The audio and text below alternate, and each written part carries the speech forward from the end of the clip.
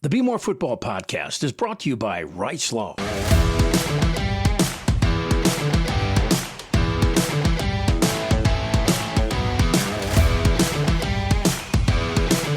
Hello, welcome inside the latest edition of the Bmore Football Podcast. He is a longtime Baltimore Sun columnist, Mike Preston. I'm Jerry Coleman.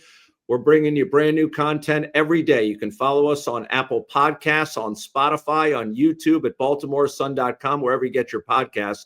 But make sure you subscribe at Bmore Sports Pod. Mike has already done that. That's Bmore Sports Pod. Very important that you go ahead and follow us there. In this episode, Mike and I have got a lot to say about that beatdown as the Ravens squished the Fish in Miami, a rather easy victory.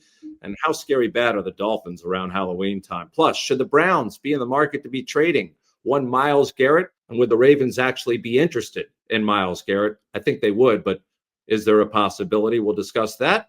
And a nice report card from Professor Preston after a Ravens victory. But we kick things off with For the Birds, brought to you by Rice Law. Mike, hey, Baltimore football fans, if you've been hurt in a car accident, don't go at it alone. The lawyers at Rice Law know how to fight for the compensation you deserve. Protect yourself, protect your family, and remember, best advice, call Rice. Learn more by going to ricelawmd.com. Preston, the Ravens 3-5 after, again, squishing the Fish in Miami. Lackluster first half. Then they turned it up in the second half and took care of business, and everyone's back on the Ravens bandwagon once again, saying this team is on their way back to 500. I don't disagree with that assessment, but what do you make of last night's outcome?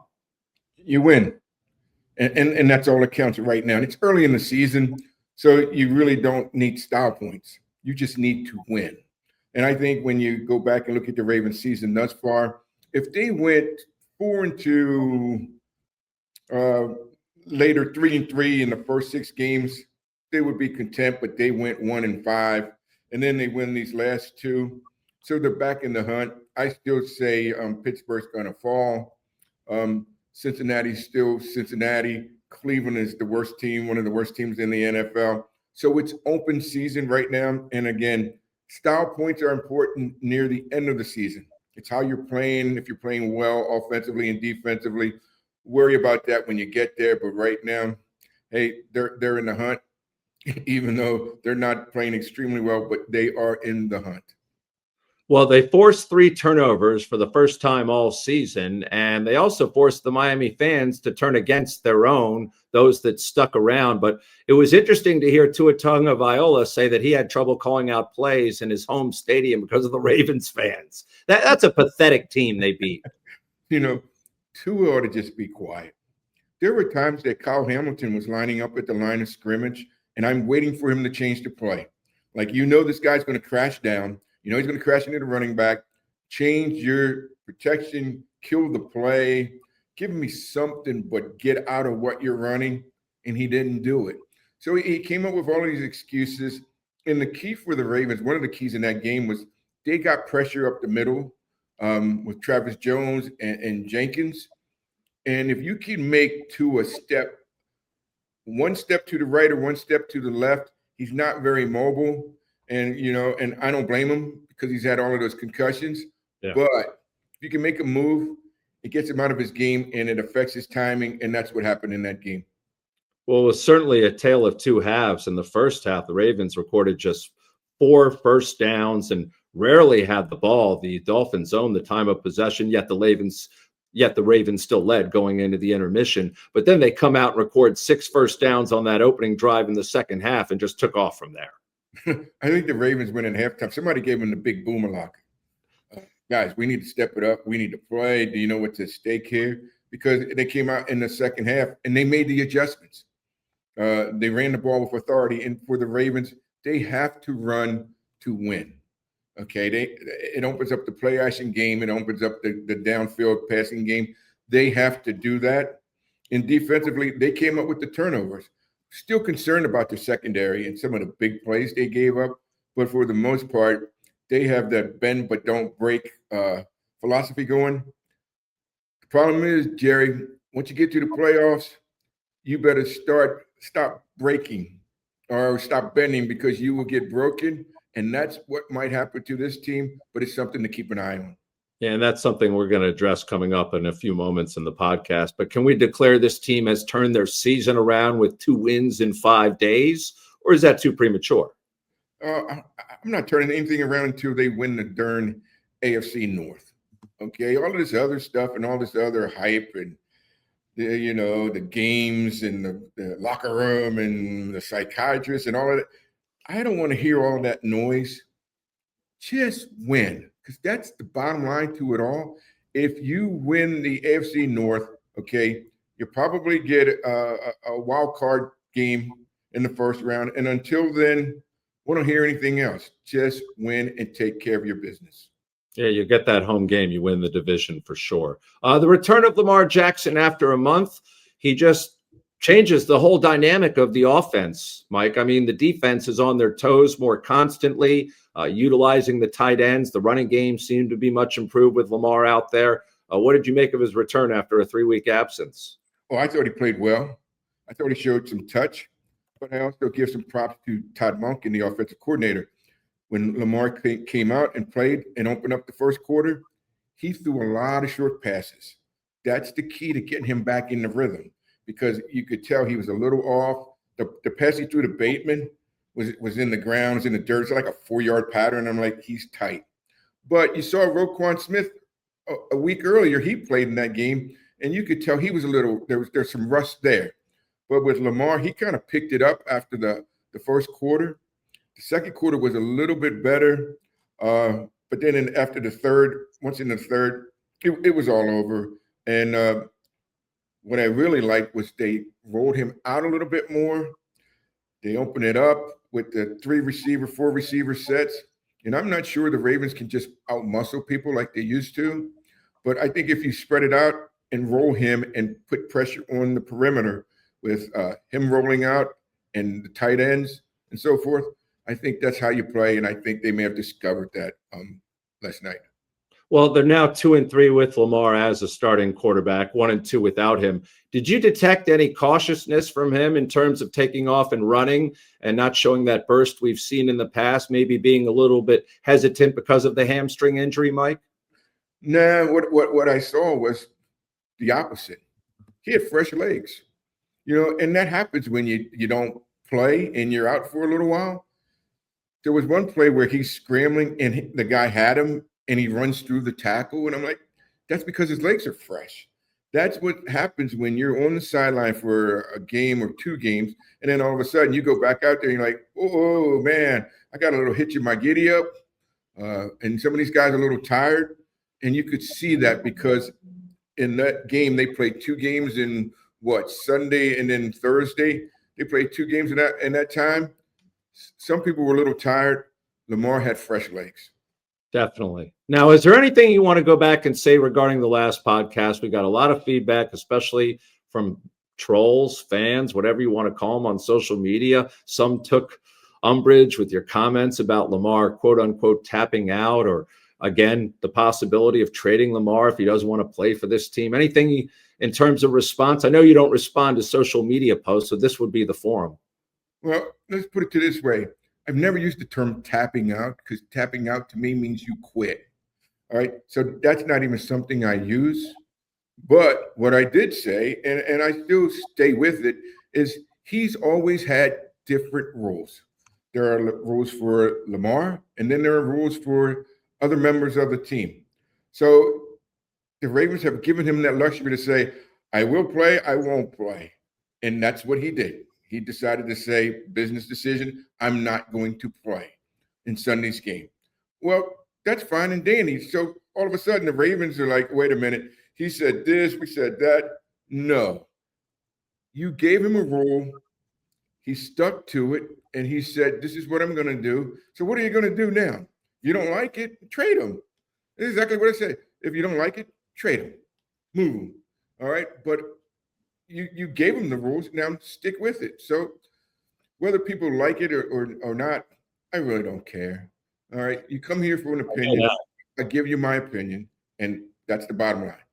And that's what I love about you. Now, I will say, I mean, which good NFL team doesn't cater to their quarterback these days, right?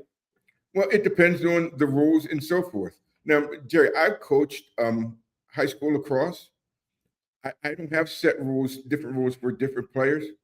I have set rules. You either you come to play for me and meet my standards, or I send you home. Like, I did want to address the tight ends. They were all involved. Mark Andrews catching a pair of touchdown passes from Lamar, Charlie Kohler as well, and Isaiah Likely was a big factor. It was nice to see that trio be utilized as much as they have all season long. Well, you kept hearing about Mark Andrews not involved much in the offense. They said the same thing last year. And then all of a sudden, when they get inside the red zone, where does he go? And you saw it in training camp. That's where he went. That's his guy. All right. And it's not going to change unless somehow the Ravens get rid of Mark Andrews or whatever. But he's the guy. You got Isaiah Likely involved, but he had 2 or 3 catches for like 60 yards, including one on the scramble. And then Kohler catches the touchdown pass, the shorty, where he kind of like, and I'm not going to give him the props and say he faked like he was going to fall. It just happened, and he gets free. That's what you want. And they didn't have to use the receivers very much in the offense, enough to just for Zay Flowers to make them back off. But if you can go to your tight ends and they're open, and I guess Lamar must have seen something across the middle where he went to him, and that's where he threw the ball, and they were successful.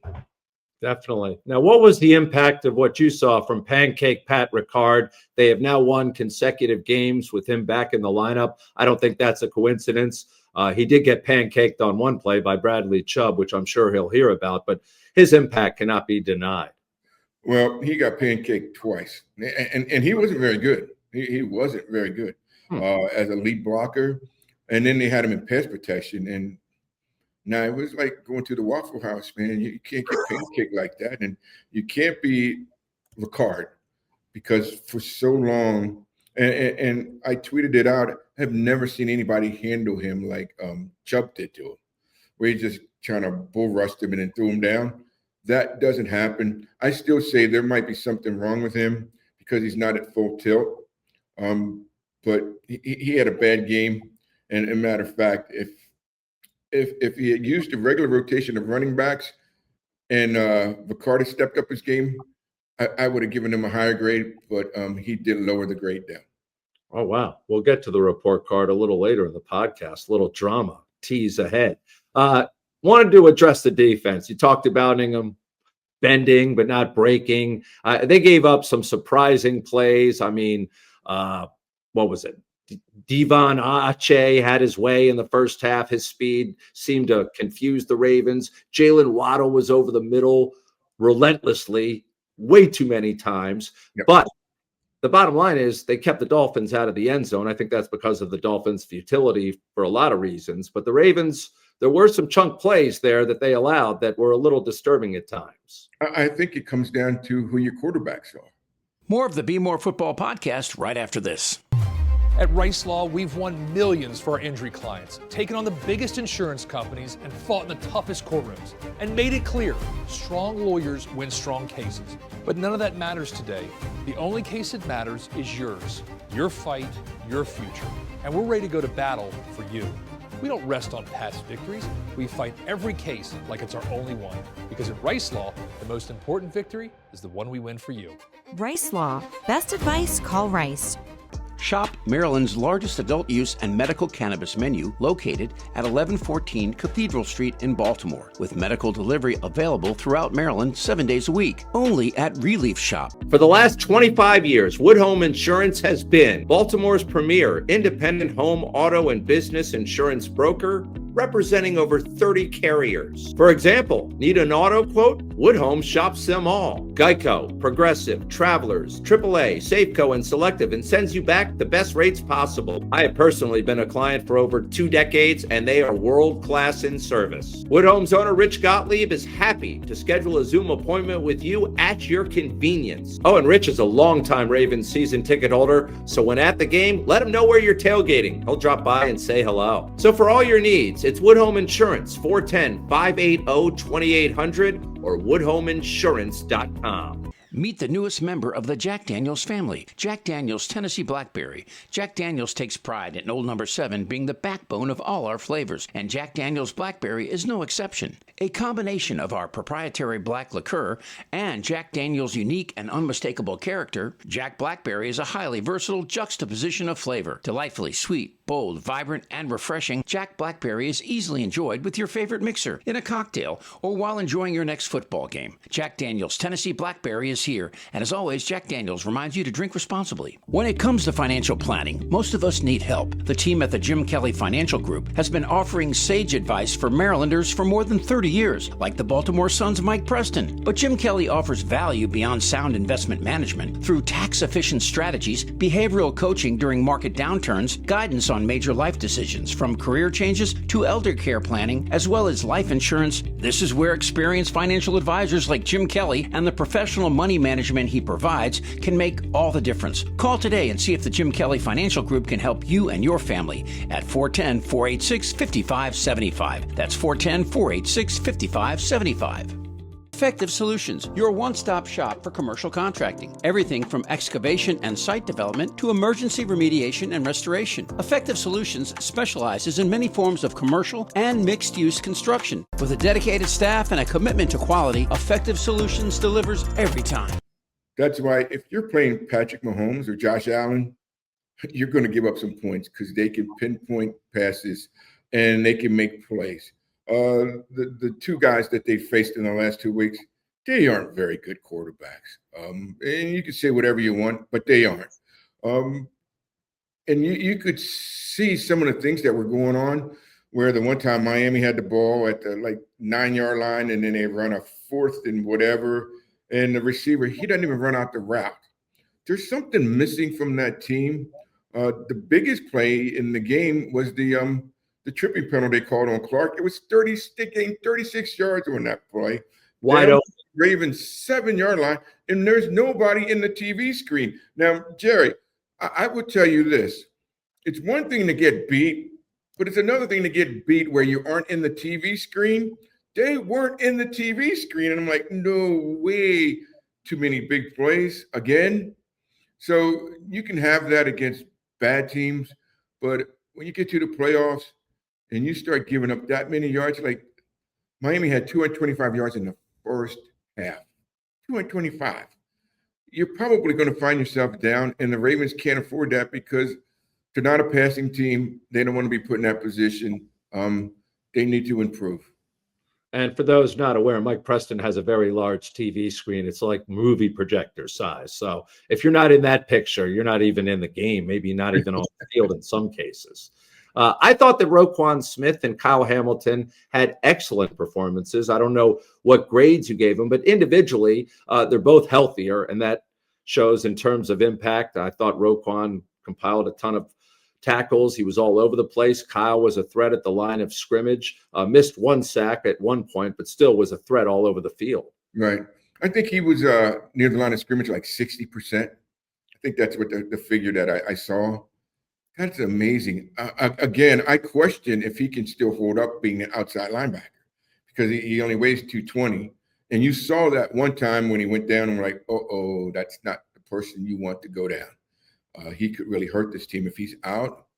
I think he's played better, with the additional safety help. I think Roquan is playing better because his defensive line is playing better. And the key to being a middle linebacker is you got to keep those offensive linemen off those linebackers, especially your middle guy. And you saw that at times where he just made plays and got tackles for losses. So that's a major improvement for this team. But again, I mean, when they came out, Miami ran off the perimeter on this team. Watch that because that's a weakness also. I think sometimes those outside linebackers get flushed down or they just rush down too quickly. We'll see what happens. And a couple of the young guys I wanted to address, starting with Teddy Buchanan. He forced one of the 3 turnovers. They put this guy on the podium after the game. He's fast becoming an impact player.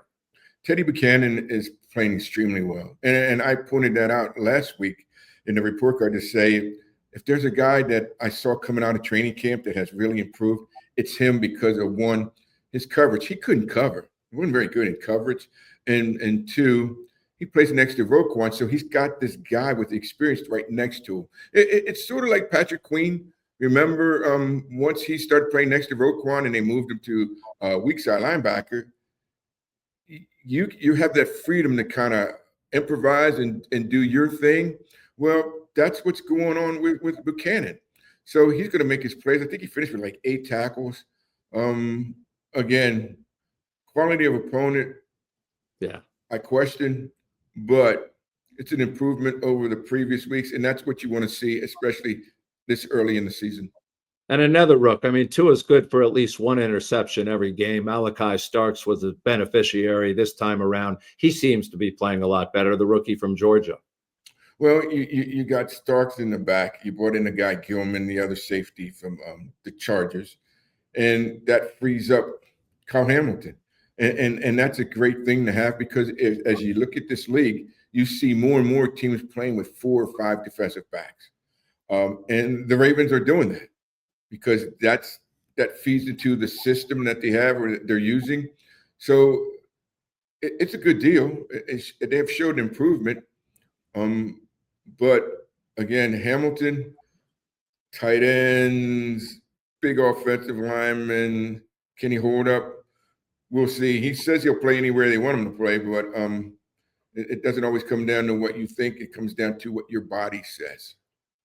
All right, so the Ravens get to be off for 10 days. They'll practice a little in between, of course, but no game until 10 days, and a trip up to Minnesota, the first of 3 road games. Well, if you include last night, but the Vikings have not looked good at all this season. Carson Wentz is done. They're going with J.J. McCarthy. How about this matchup coming up in Minnesota 10 days from now?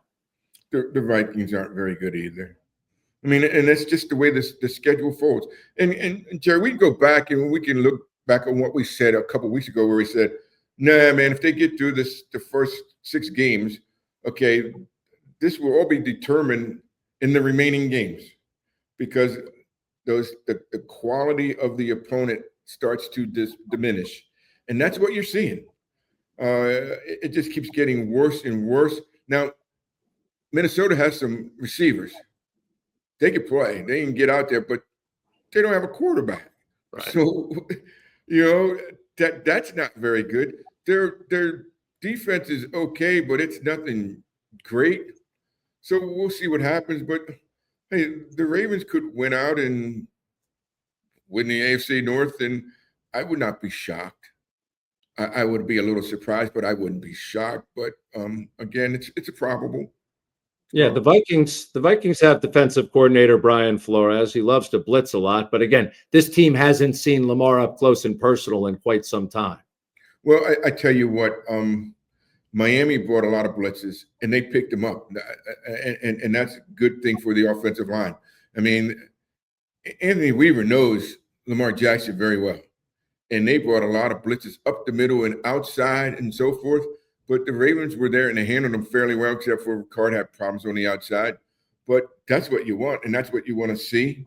So, Minnesota's going to bring their own guys, but the Ravens have pretty much seen everything that you're going to get, and they're fine with it. Yeah, and going forward, you look at the rest of the schedule, the odds makers are predicting the only game where the Ravens might not be the favorite is that late season matchup at Green Bay. Well, to be honest, that's when we'll probably make the determination if they have improved that much. Because you look at the rest of the guys on the schedule, they're not very good. And even after that one, they still have Pittsburgh. Now, is Pittsburgh good? I don't think so. I think they're going to get blistered this weekend with the Colts. But depends on what they have to play for and what the Ravens have to play for. I mean, if they're a game back or whatever, we'll see what happens, but I don't know. And it's hard to predict. I mean, you think they're going to be good, and this still is the best team in Ravens history. I don't care what anybody says. This is the best team, but the injuries early in the season, the schedule and so forth kind of dictated what was going on with this football team. But will they rebound? I don't know. We'll find out. That's what makes it intriguing. And last thing before we move on, you still believe it's going to take 10 wins to get there? It might take 9. Lowered the bar a little bit after seeing the rest of the bar is always at 10. That's been the thing since day one. Get to 10 wins, you're in. And especially the way this division is going, 10 will definitely get you in, but 9, you might get there.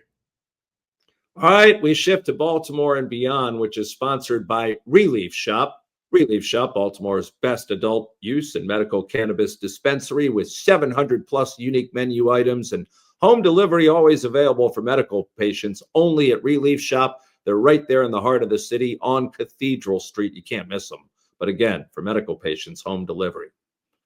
Mike, the Cleveland Browns, well, they've made bad decisions on and off the field for our entire lifetime, seemingly, whether it be overpaying Deshaun Watson or keeping one bad coach after another. Now there's talk that Myles Garrett wants out after signing this massive contract during the offseason. He seemed quite unhappy as they go into their bye week. What about the prospects of them unloading Myles Garrett? It doesn't seem, again, financially plausible because they'd face a $40 million some like cap hit. This guy is making a ton of money, but boy, he would look great in a Ravens uniform, and they need a pass rusher with the trade deadline fast approaching. He's the best defensive lineman in the National Football League. It's not even close. Some of the stuff he does is just unbelievable. But to get him here, especially for a team that's in your division. Well, I will stop you there and say that the Browns were already dumb enough to trade Joe Flacco to the Bengals. Could they double down on stupidity? Nah, that would be a tough one because he's going to cost some picks. He's going to cost some money, and you're going to have to give up a lot to get him. I would be surprised if the Ravens do it because they covet draft picks. They like to stay status quo as far as keeping those picks. Do they need a pass rusher? Without question. I mean, you've already brought in Gilman. Your defense has gotten better, but they're still missing that pass rusher. And can you go get one? I don't know. Jerry, at this time, you keep hearing all of these names being floated out. I even heard Mark Andrews' name being, he could end up somewhere, someplace for another team. I don't know if that's going to happen or not. I don't know what the asking price is for him, but still something to keep an eye on. But I would be shocked if Cleveland gave up, especially to the Ravens in this division. Yeah, I would too. But again, it's Cleveland. And if I'm the Ravens, I don't care how many first-round draft picks they're asking for a Myles Garrett. You sacrifice your future for this guy right now if you want to win now and get to a Super Bowl.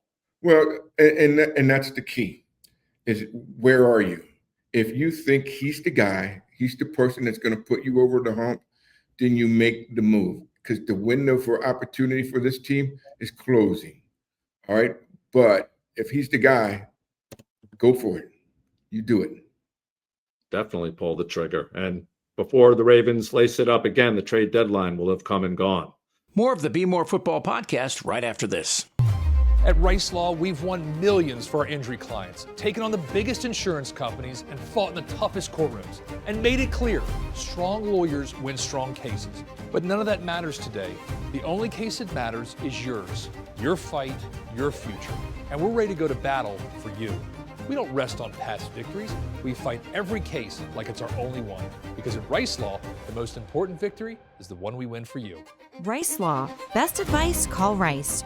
Shop Maryland's largest adult use and medical cannabis menu located at 1114 Cathedral Street in Baltimore, with medical delivery available throughout Maryland 7 days a week, only at Relief Shop. For the last 25 years, Wood Home Insurance has been Baltimore's premier independent home, auto, and business insurance broker, representing over 30 carriers. For example, need an auto quote? Wood Home shops them all. Geico, Progressive, Travelers, AAA, Safeco, and Selective, and sends you back the best rates possible. I have personally been a client for over 2 decades, and they are world-class in service. Wood Home's owner, Rich Gottlieb, is happy to schedule a Zoom appointment with you at your convenience. Oh, and Rich is a longtime Ravens season ticket holder, so when at the game, let him know where you're tailgating. He'll drop by and say hello. So for all your needs, it's Wood Home Insurance, 410-580-2800 or woodhomeinsurance.com. Meet the newest member of the Jack Daniels family, Jack Daniels Tennessee Blackberry. Jack Daniels takes pride in Old Number 7 being the backbone of all our flavors, and Jack Daniels Blackberry is no exception. A combination of our proprietary black liqueur and Jack Daniels' unique and unmistakable character, Jack Blackberry is a highly versatile juxtaposition of flavor. Delightfully sweet, bold, vibrant, and refreshing, Jack Blackberry is easily enjoyed with your favorite mixer, in a cocktail, or while enjoying your next football game. Jack Daniels Tennessee Blackberry is here, and as always, Jack Daniels reminds you to drink responsibly. When it comes to financial planning, most of us need help. The team at the Jim Kelly Financial Group has been offering sage advice for Marylanders for more than 30 years, like the Baltimore Sun's Mike Preston. But Jim Kelly offers value beyond sound investment management through tax-efficient strategies, behavioral coaching during market downturns, guidance on major life decisions, from career changes to elder care planning, as well as life insurance. This is where experienced financial advisors like Jim Kelly and the professional money management he provides can make all the difference. Call today and see if the Jim Kelly Financial Group can help you and your family at 410-486-5575. That's 410-486-5575. Effective Solutions, your one-stop shop for commercial contracting. Everything from excavation and site development to emergency remediation and restoration. Effective Solutions specializes in many forms of commercial and mixed-use construction. With a dedicated staff and a commitment to quality, Effective Solutions delivers every time. All right, we're moving along from pundit to professor. It's Mike Preston's report card time. And a reminder, Baltimore football fans, if you've been hurt in a car accident, don't go at it alone. The lawyers at Rice Law know how to fight for the compensation you deserve. Protect yourself, protect your family, and remember, best advice, call Rice. Learn more by going to ricelawmd.com. All right, Professor Preston, we begin with QB1, one Lamar Jackson and his return. I gave him an A. I thought he was 18 of 23 for 204 yards, 4 touchdowns, and he finished with a quarterback rating of 143.2. I thought Monkey did a nice job of getting him in a rhythm, and he kind of found himself, but he also found those tight ends. So I gave him an A. I thought he played well within the system. Have I seen Lamar play better? Yes, but you don't always miss 2.5 games, so that's fine with me. Yeah, there were two things I thought he was going to accomplish: a 5th TD pass, and I thought he would run a little bit more than he did.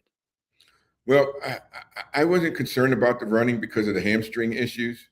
He did exactly what they needed him to do. They beat him convincingly, and you get him off the field, and they won. So not a big deal to me.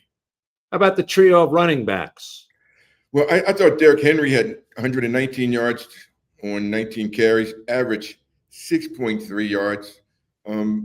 Not a great day, not big gaping holes, but he was good enough to accomplish what they wanted to accomplish, and that was to open up the passing game. Mitchell, he only had 4 carries for 11 yards, but it's the toss plays again. We're back to those. You run a couple of them outside, you keep the defense honest, and that's exactly what he did. And then Justice Hill, as a third down back, I think he's very good at what he does. He gives you that extra dynamic, and he has that burst and kind of change of direction, and that's something that Keaton Mitchell can't do. So I don't have a problem with the 3-headed monster right now. Ricard, though, no. He did not play well. I was surprised by that, but that's why I gave them a B, because I didn't think he played extremely well. Yeah, that is surprising. All right, the much maligned offensive line, how did they grade out? Oh, my goodness. Offensive line, I gave them a B. Wow. They almost had like 340, 350 yards of total offense, but they ran the football. And this group, if they have to pass block, they won't win. All right, they cannot come out and get behind and say, we're just going to throw the ball 30, 40 times down the field. They won't win games like that. But if they can run the football and get that mix in the play action game, they will be successful. And as I pointed out already, Miami ran a lot of different blitzes at them, and the Ravens picked them up, and they were fine with it. I think they only gave up 2 sacks, got 3 hits on Jackson. So overall good day, but they got a B. And now to the wide receiver core. I do have a few comments about that group after your grade. Well, I gave them a B. I like what they do with Flowers. Had 5 catches for 64 yards. But they even get Likely into the mix. I mean, here's a guy we haven't heard from the whole year, and he has 3 catches for 60 yards. Mark Andrews had 2 touchdowns. And Jerry, let me ask you a question. When was the last time you ever seen Miami? They ran their own pick play where they picked their own guy, and Andrews is going across the field. And I love the announcers saying, I think Lamar Jackson must have started laughing when he saw them pick their own guy, and he runs free. That was unbelievable. Kohler actually had a touchdown pass. So it was a good day for them. I still would like to see Hopkins get a little bit more involved in this offense. Bateman had 2 catches for 13 yards, which is not what Bateman was, but it's fine. I get it. It was a good blend of the running game and the passing game. All right, 2 things. First of all, I thought Bateman gave up on a route in which he was arguing with the referees, which we're going to talk about the officiating a little later. It looks like he quit on that route, to be honest, and we've seen that earlier in the season. Another thing that concerns me is Zay Flowers. Yes, he catches a lot of passes for a lot of yards, but he's not finding the end zone, I don't think, as much as he would like. I just feel like he could be a ticking time bomb if he doesn't start catching TD passes. Well, I really don't care about the touchdowns. What I care about is the yak, what he does after the catch. He is one of the most elusive guys I've seen ever in Ravens history. The only guy I could equate him with was Jermaine Lewis when he was here the first year when the team moved here from Cleveland in '96. But Flowers, man, he can change directions at full tilt.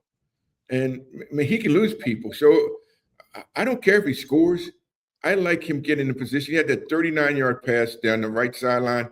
Nice touch by Lamar Jackson. Nice catch by Flowers. So yeah. I'll take that. As far as Bateman, he's Bateman. He's going to complain. He's going to be the diva. That's just the way life is.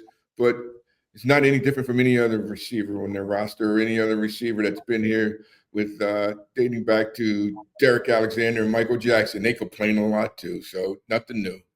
He's not Batman. He's Bateman. You're exactly right. And as far as it goes, I mean, if he wants to complain, his locker's right next to Lamar, so I'm sure number 8 would hear about it. All right, what grade did you give the defensive line, Presto? B minus. I thought in the second half they dominated. They came out and played well. John Jenkins, 2 tackles. Travis Jones had 5 tackles. And here was the key, was they actually got pressure up the middle where they could make Tua move. And again, he's not the most mobile guy, but if you can get him off his base 1 step, 2 steps in any direction, you win. And I thought they did a nice job of getting pressure up the middle. And as far as the linebackers go? The linebackers, I gave them a B. Roquan finished with 12 tackles. And again, he started a little slow in that game as well. But it happens. But again, somebody woke the defensive line up and said, hey, we got to protect this guy. Teddy Buchanan, I think he finished with 5 tackles, 8 tackles, something like that. But he's playing extremely well, and especially in pass coverage, which I didn't think he could do at the beginning of the season. Carvey and Noy got better in the second half as far as containing their outside run. In the beginning, Miami attacked the Ravens perimeter, went right at him and got outside a couple of times. But I think somebody said, hey, guys, we need to shut this down a little bit in the second half. And they did and kind of curtailed it. How about the secondary, which I think did benefit? I mean, I wonder what would have happened if Tyreek Hill would have been out there last night. I didn't want to see that. Not there. Thank goodness. Even Waddle played well. They have fast receivers. That's Miami's strength. They just don't have a quarterback that can match up with their speed. But they had guys open, and they used those timing routes across the middle. And I am concerned about the Ravens. I thought Marlon Humphrey played well, which to me it might be an illustration of the hamstring problems he had earlier in the season that they may have healed. But you didn't see a lot of Miami isolating on him one-on-one with the slot guy and taking him to the outside. That was almost a no-no. And what I see from the Ravens, they're playing a little bit more zone than normal. They're not getting up in the face of the receivers, and maybe that's a good thing, but we saw that last year too. So keep an eye on that as the second half continues.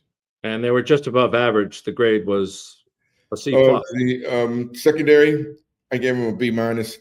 Nope. Oh, a B minus for the secondary. Actually, I gave him a C plus. Sorry. Okay, yeah. I thought you upgraded them during the podcast. No. What did they do in the last 5 minutes? No. C plus for the secondary. How about the special teams? Special teams, I gave them a B minus. That's where I went wrong at here.